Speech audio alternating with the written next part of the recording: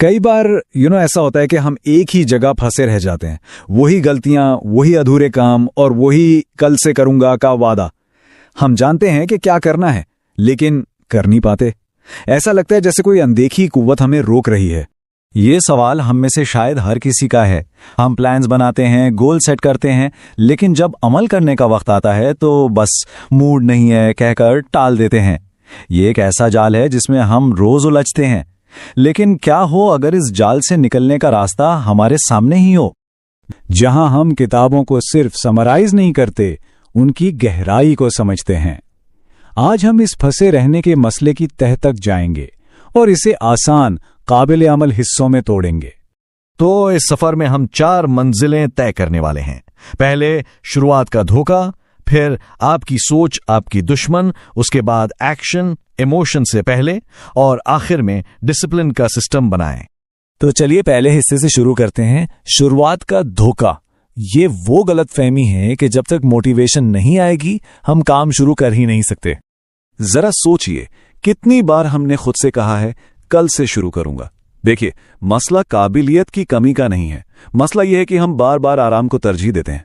हम अपने जज्बात को फैसला करने देते हैं। थकन महसूस हुई तो काम छोड़ दिया, दिल नहीं चाहा तो टाल दिया। लेकिन जिंदगी को इससे फर्क नहीं पड़ता कि हम क्या महसूस कर रहे हैं। जिंदगी तो बस हमारे किए हुए काम का आईना है। रोज हमारे अंदर ये जंग चलती है। एक तरफ हमारा जहन है जो बिल्कुल साफ जानता है कि क्या करना है, और दूसरी तरफ हमारा मूड है जो कहता है नहीं, अभी दिल नहीं चाह रहा। खास तौर पे हमारे कल्चर में जहां रोजमर्रा का स्ट्रेस, काम का बोझ और घर की जिम्मेदारियां होती हैं, वहां जज्बात अक्सर हमारे प्लान्स पर हावी हो जाते हैं।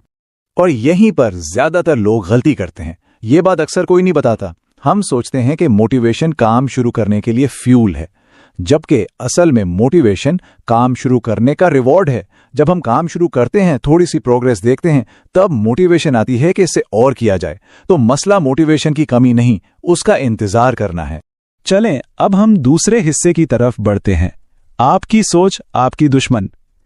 अगर मोटिवेशन का इंतजार करना मसला है तो फिर हम शुरू क्यों नहीं कर पाते?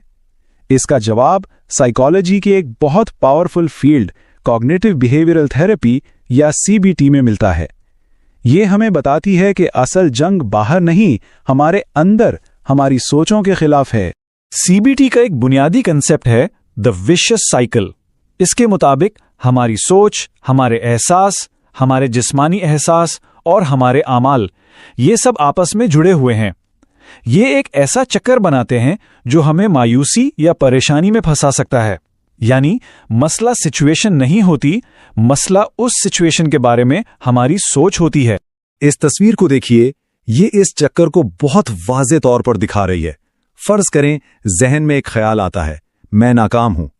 ये सोच आपको उदासी महसूस कराती है। फिर उदासी की वजह से जिस्म में सुस्ती और थकान आ जाती है, और जब हम सुस्त महसूस करते हैं तो हम काम नहीं करते, जो हमारी पहली सोच को और मजबूत करता है कि हां, मैं वाकई नाकाम हूं। देखा, एक मनफी ख्याल ने पूरा चक्कर शुरू कर दिया। साइकोलॉजिस्ट इन सोचों को एक नाम देते हैं, नेगेटिव ऑटोमेटिक थॉट्स या NATS। जैसा कि नाम से जाहिर है, ये वो मनफी ख्यालात हैं जो बिना किसी कोशिश के हमारे जहन में अचानक आ जाते हैं। जैसे, लोग मेरे बारे में क्या सोचते होंगे, या मुझसे ये काम नहीं होगा। हम अक्सर इन सोचों को हकीकत मान लेते हैं, जबकि ये सिर्फ ख्यालात होते हैं।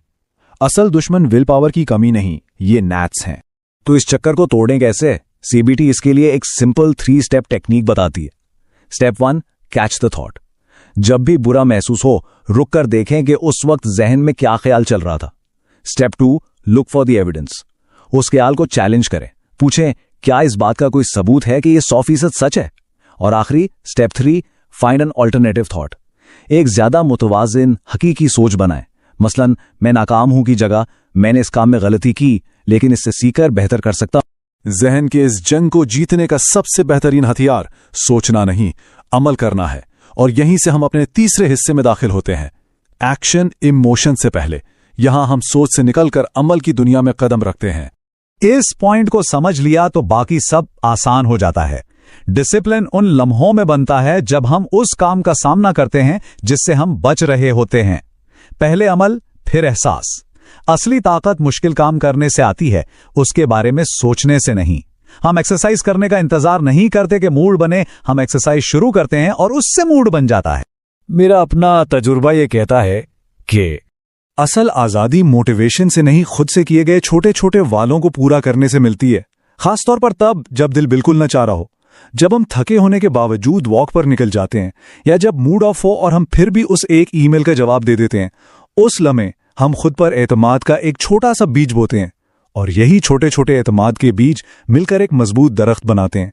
और इस आज़ादी को रोजमर्रा की जिंदगी का हिस्सा बनाने के लिए हमें इरादे से ज्यादा एक सिस्टम की जरूरत। और यहीं से हम अपने आखिरी हिस्से पर आते हैं, डिसिप्लिन का सिस्टम बनाएं। सिर्फ इरादे पर भरोसा करना काफी नहीं, हमें ऐसे निजाम और आदतें बनानी होंगी जो डिसिप्लिन को आसान बना दें, ताकि ये रोज की जंग ना रहे।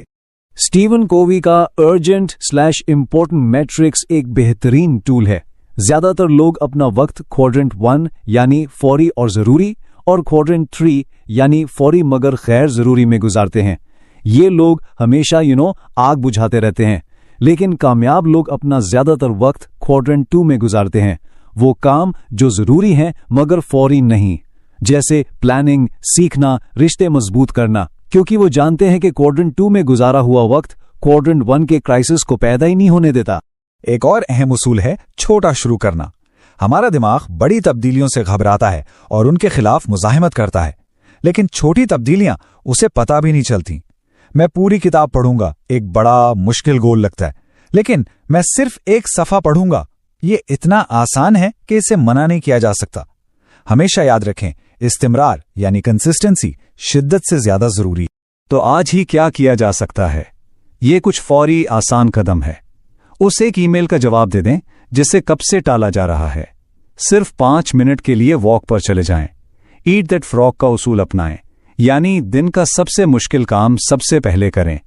या हैबिट स्टैकिंग करें, एक नई आदत को पुरानी आदत के साथ जोड़ दें। इनमें से कोई एक चुनिए और अभी करें। तो आखिर में सवाल यही है, जिंदगी का कंट्रोल हमारे बनाए हुए सिस्टम्स और हमारे हाथ में है या हमारे बदलते हुए मूड के हाथ में? ये इंतखाब हर रोज, हर लम्हा हमारे सामने होता है। अगर आज इस गुफ्तगू से सिर्फ एक बात याद रखनी हो तो वो ये है, रियल ग्रोथ तब शुरू होती है जब हम सीखी हुई बात को अपनी जिंदगी में अप्लाई करते हैं। जान लेना पहला कदम है, लेकिन अमल करना ही असल मंजिल है। अगर ये गुफ्तगू आपके लिए मुफीद थी तो इसे लाइक करें, दानिश कुतुब को सब्सक्राइब करें और इसे उस दोस्त या अजीज के साथ शेयर करें जो अपनी जिंदगी बेहतर बनाना चाहता है। अगली बार तक के लिए अपना ख्याल रखें।